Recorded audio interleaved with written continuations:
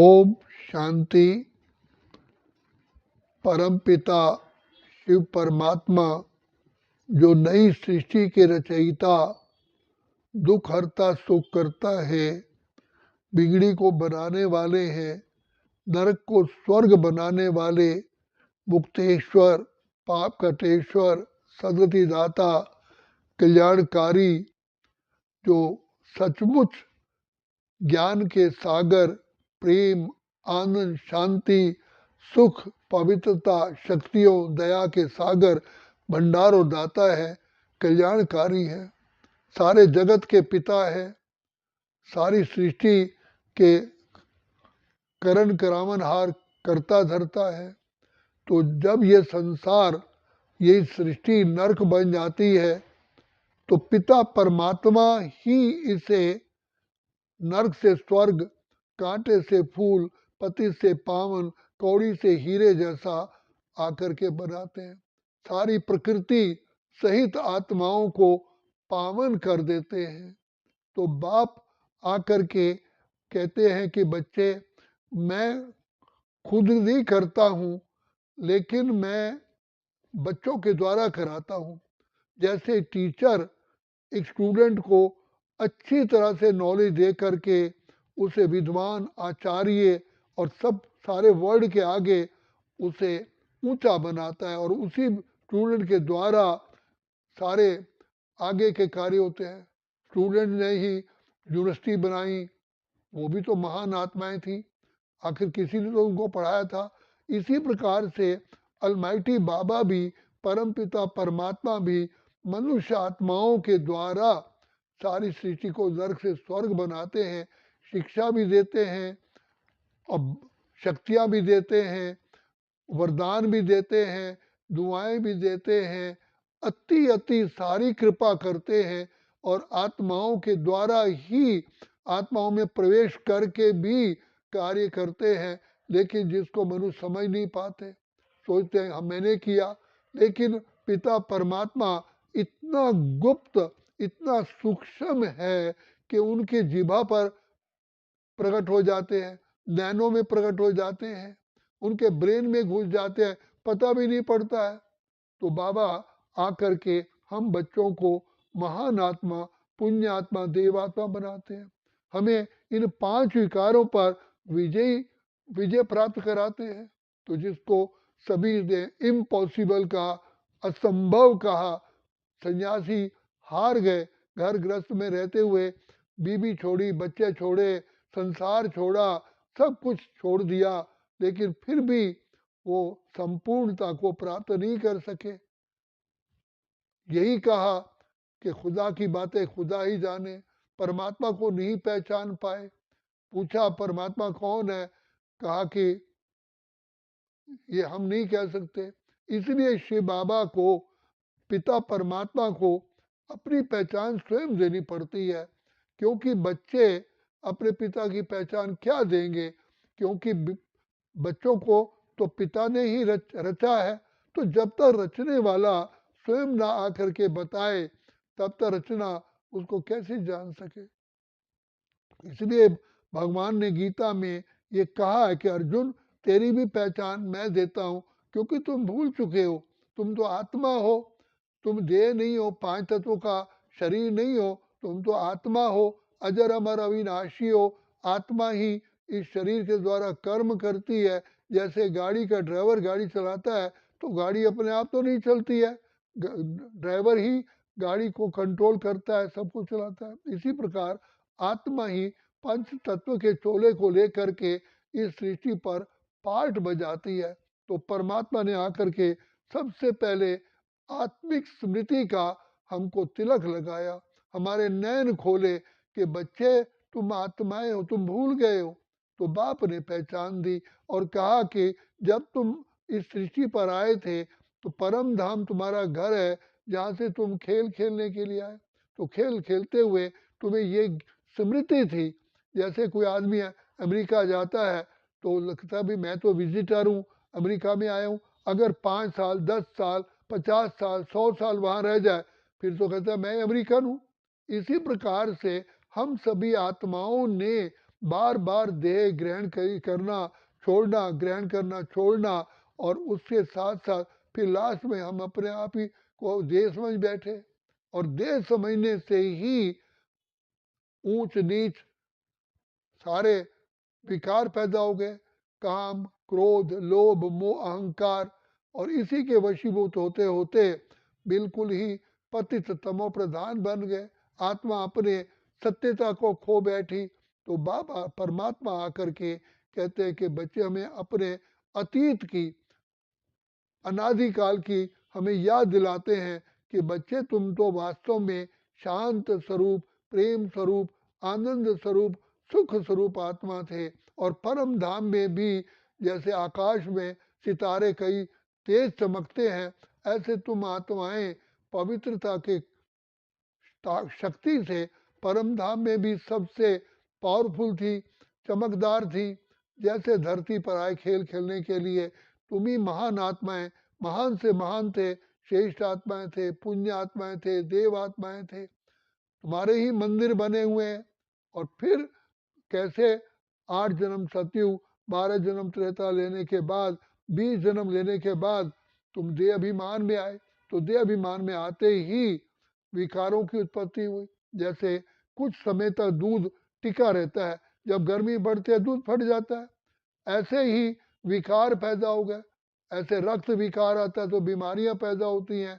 आत्मा में काम क्रोध लोभ अहंकार के विकार आने से आत्मा पतित होती गई, और एक तरफ कहती भी रही विषय विकार मिटाओ पाप हरो देवा, और फिर मंदिरों में भी कहा हे भगवान आप तो ऊंच हो, हे देवताओं क्या भी कहा कि मुझ निर्गुण हार में कोई गुण नहीं, आप हम पर कृपा करो तरस खाओ।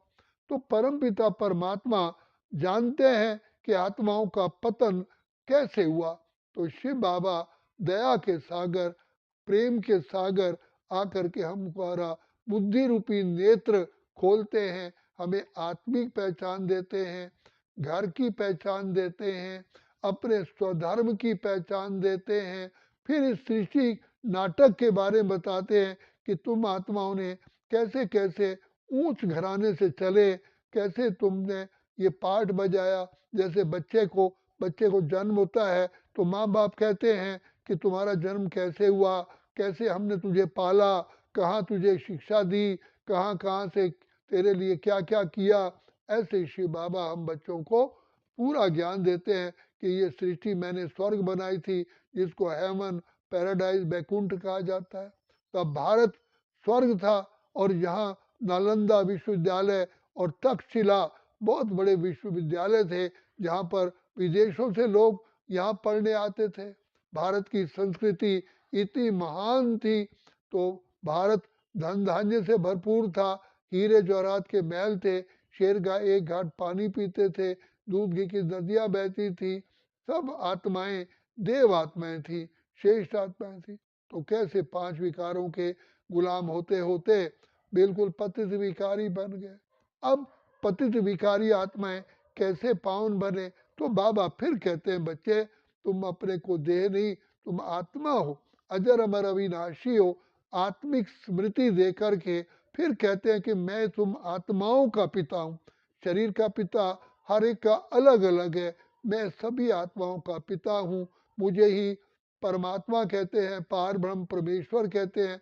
मैं इस सृष्टि पर आकर के तुम्हारे बुलाने से और सृष्टि में इस नाटक के अनुसार ड्रामा अनुसार मैं कलयुग के अंत में आकर के सब आत्माओं की गति सदगति करता हूँ। गति माना मुक्ति धाम ले जाते हैं, सदगति माना बैकुंठ ले जाते हैं। तो ऐसा बाबा आकर के हमारे पिछले जन्म जन्म के पापों को भस्म करने का सहज ज्ञान सहज राजयोग सिखलाते हैं।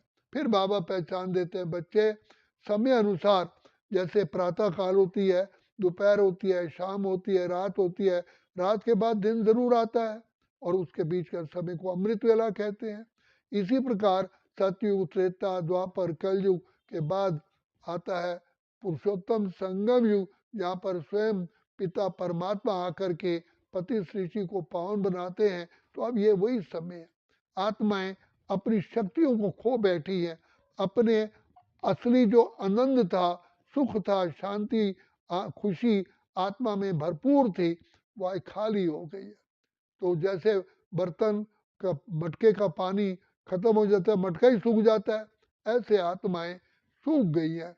अब परमात्मा पिता आकर के ज्ञान वर्षा करते हैं, तो ज्ञान की वर्षा करके आत्माओं को फिर से पतित से पावन, काले से गोरा, कांटे से फूल, कौड़ी से हीरा जैसा बनाने के लिए आते हैं। इसलिए परमात्मा को की महिमा जो है वो किसी और की है ही नहीं, क्योंकि पिता परमात्मा पांचों तत्वों सहित सारी सृष्टि को पावन करते हैं।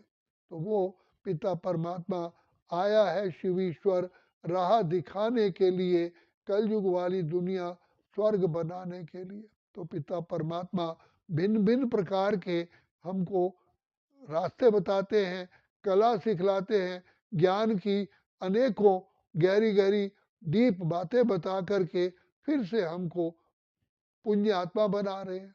तो अब बाबा कहते हैं बच्चे ये समय अभी ही है, तुम पिता परमात्मा से वरदानों से झोली भर सकते हो, फिर तो कभी भी नहीं। तो इसीलिए बाबा बार बार हमको चेतावनी देते हैं, बच्चे तुमने ही पुकारा, वो दूर के मुसाफिर हमको भी साथ ले ले रे, हम रह गए अकेले।